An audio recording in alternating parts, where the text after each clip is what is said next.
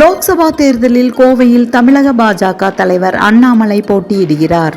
பிரச்சாரத்தில் தீவிரமாக சுழன்று கொண்டிருக்கும் அண்ணாமலையின் வெற்றிக்காக கட்சியின் சார்பில் புதிய வியூகங்கள் வகுக்கப்பட்டுள்ளன.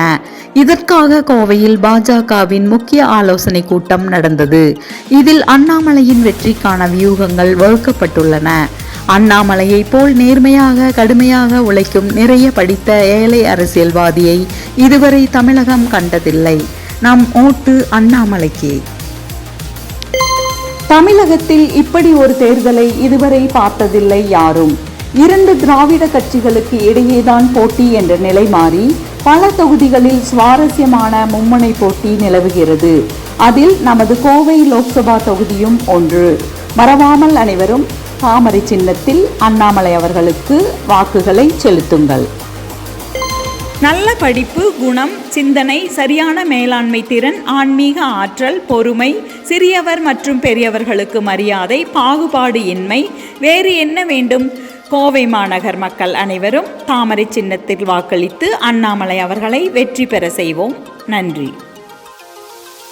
துணிவு, பணிவு, திறமை, எளிமை, நேர்மை, உண்மை என எல்லா தகுதிகளும் உள்ள இளம் தலைவர் அண்ணாமலை.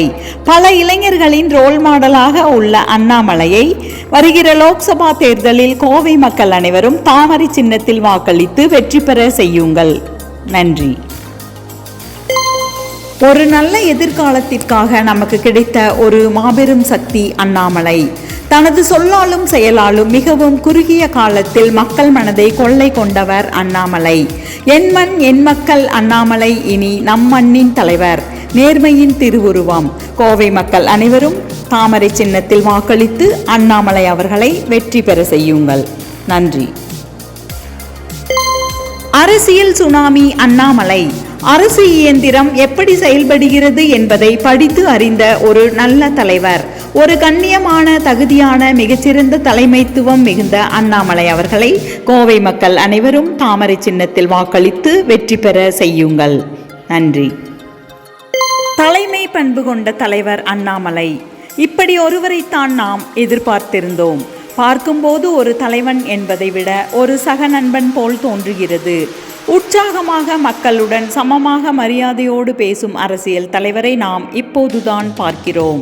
கோவை மக்கள் அனைவரும் நமது அண்ணாமலை அவர்களை தாமரை சின்னத்தில் வாக்களித்து வெற்றி பெற செய்யுங்கள்.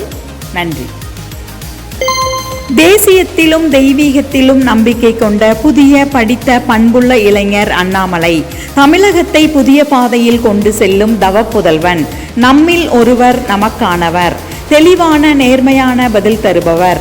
அண்ணாமலை அவர்களின் அரசியல் பணிக்கு என்றென்றும் நமது வாழ்த்துக்கள். கோவை மக்கள் அனைவரும் தாமரை சின்னத்தில் வாக்களித்து அண்ணாமலை அவர்களை வெற்றி பெற செய்யுங்கள். நன்றி.